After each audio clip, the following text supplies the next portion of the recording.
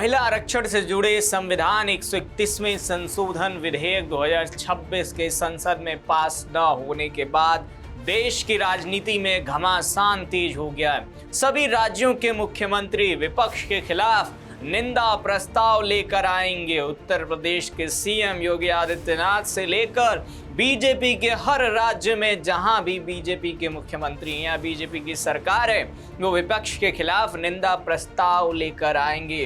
हालांकि लोकसभा और राज्यसभा की कार्यवाही अनिश्चित काल के लिए कल देर रात स्थगित कर दी गई। उसके बाद सत्ता पक्ष और विपक्ष के बीच आरोप प्रत्यारोप का दौर जारी है। लेकिन विपक्ष के इस रवैये के बाद, जिस तरीके से विपक्ष ने इस बिल का विरोध किया, अपना मत नहीं दिया, उसके बाद बीजेपी के राष्ट्रीय अध्यक्ष नितिन नवीन ने वीडियो कॉन्फ्रेंसिंग करके बीजेपी शासित राज्यों के मुख्यमंत्रियों और वरिष्ठ पदाधिकारियों के साथ एक बड़ी बैठक की।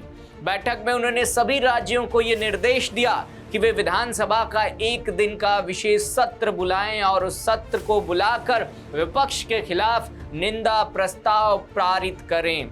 बीजेपी का आरोप है कि विपक्ष ने महिला आरक्षण जैसे महत्वपूर्ण और ऐतिहासिक विधेयक को राजनीतिक कारणों से रोका है, बाधित किया है, जिससे महिला सशक्तिकरण की दिशा में बड़ा कदम रुक गया है। वहीं विपक्ष सरकार पर गंभीर मुद्दों से ध्यान भटकाने और राजनीतिक लाभ लेने का आरोप लगा रहा है। राजनीतिक विश्लेषकों का कहना है कि इस मुद्दे पर आने वाले दिनों में राज्यों की राजनीति भी गर्मा सकती है, क्योंकि निंदा प्रस्ताव के जरिए बीजेपी विपक्ष पर दबाव बनाने की रणनीति पर काम करेगी। और कहा यह भी जा रहा है कि अब जो रुख होगा सभी राज्यों में विपक्ष के खिलाफ सत्ता पक्ष यानी एनडीए का, वो बेहद कड़ा होगा। ऐसे में एक और खबर निकल कर आ रही है कि हो सकता है उत्तर प्रदेश में 29 या 30 अप्रैल को यूपी का विशेष सत्र बुलाया जाए और उसके बाद विपक्ष के खिलाफ योगी आदित्यनाथ या कहें उत्तर प्रदेश के मुख्यमंत्री योगी आदित्यनाथ विपक्ष के खिलाफ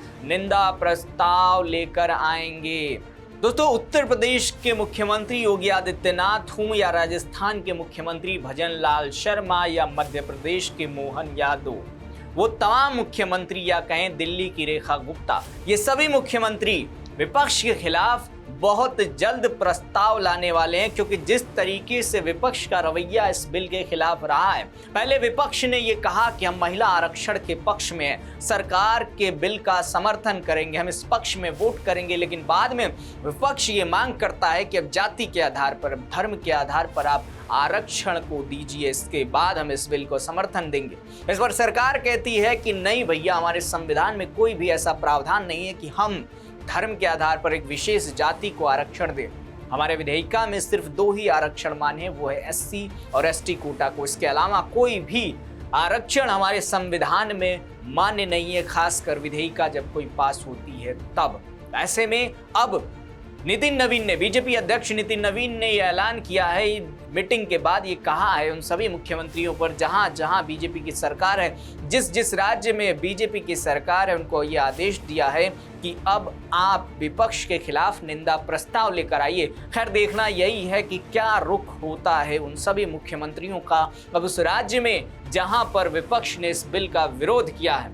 ऐसी तमाम खबरों के लिए देखते रहिए राष्ट्रवाणी। नमस्कार।